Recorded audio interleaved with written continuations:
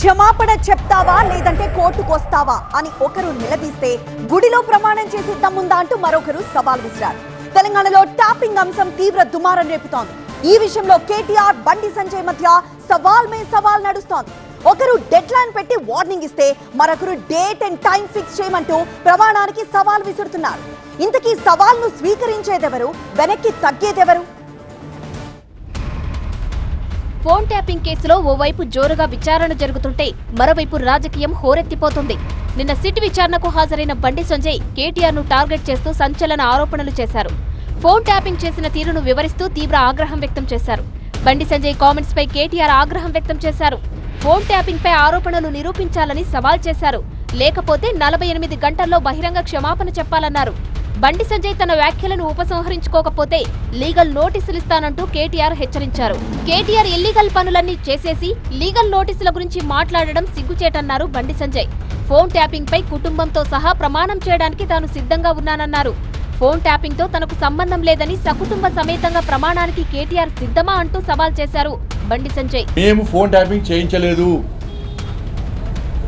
Phone tapping నాకు నీకు సంబంధం లేదు, ఫోన్ ట్యాపింగ్ చేసిన విషయం నాకు తెలియదు అని నువ్వు ప్రమాణం చేస్తామా? నువ్వు దాస్తికి నువ్వు మీ కుటుంబ సభ్యులందరూ వచ్చి ప్రమాణం చేయండి. నేను మా కుటుంబ సభ్యులందరూ వచ్చి ప్రమాణం చేస్తాం. నువ్వు ఫోన్ ట్యాపింగ్ చేయించినావు, నీకు సంబంధం ఉంది, ఫోన్ ట్యాపింగ్ చేసేది నీకు తెలుసు,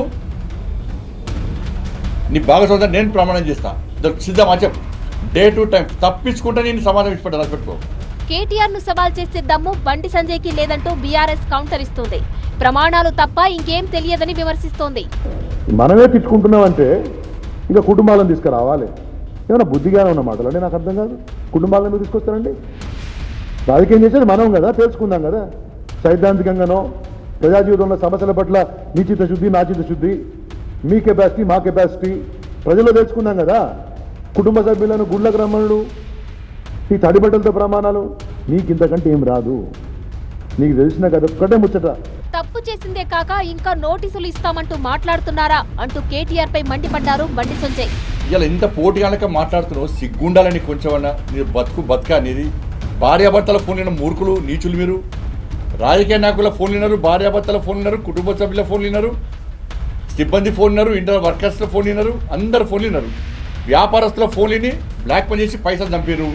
కాంగ్రెస్ బీఆర్ఎస్ మధ్య రక్షాబంధన్ ఒప్పందం ఉందంటూ బండి సంజయ్ ఆరోపించారు. బీఆర్ఎస్ పార్టీ చేసిన అవినీతి మీద ఆరోపణలు చేస్తున్నారు, సిట్లు వేస్తున్నారు, విచారణ పెడుతున్నారు, కాలయాపన చేస్తున్నారు తప్ప ఇంతవరకు కేసీఆర్ కుటుంబంలో ఒక వ్యక్తిని కానీ రాజకీయ నాయకుని కానీ అరెస్ట్ చేసిన దాఖలాలు లేవు, చర్యలు తీసుకున్న దాఖలాలు లేవు. ఒక ప్లాన్ ప్రకారం ఇది జరుగుతూ ఉంది. కాబట్టి వీళ్ళ అవినీతికి వాళ్ళు రక్ష ఉంటున్నారు, వాళ్ళ అవినీతికి వీళ్ళు రక్ష ఉంటున్నారు. ఇదే కాంగ్రెస్ బీఆర్ఎస్ పార్టీ యొక్క రక్షాబంధన్ పండుగ. కవిత, హరీష్ రావు సహా బీఆర్ఎస్ లోని ముఖ్య నేతల ఫోన్లు కూడా ట్యాప్ చేశారని బండి సంజయ్ ఆరోపించారు. వ్యాపారస్తులను బ్లాక్మెయిల్ చేసి దోచుకున్నారని అన్నారాయన. రాష్ట్ర ప్రభుత్వ విచారణపై తనకు నమ్మకం లేదన్నారు. సీబీఐకి అప్పగిస్తే సమగ్ర వివరాలు బయటకు వస్తాయన్నారు.